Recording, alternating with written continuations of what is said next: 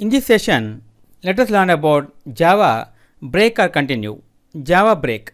You have already seen the break statement used in an earlier chapter of this tutorial. It was used to jump out of a switch statement.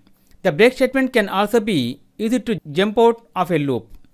This example stops the loop when I is equal to 4 and we are using break statement. See here 0, 1, 2, 3 was printed. Java continue.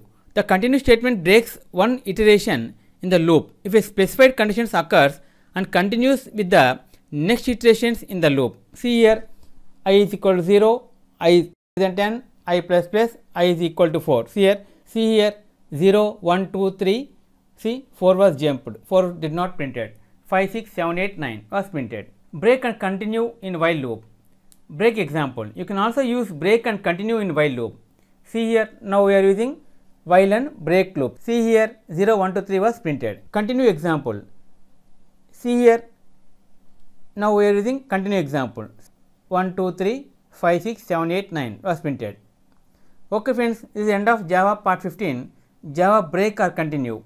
In next video let us learn about another topic, Java arrays. If you like our program, please like, subscribe and press bell icon for our next part video updates. Thank you friends. Meet you in next video. All the best.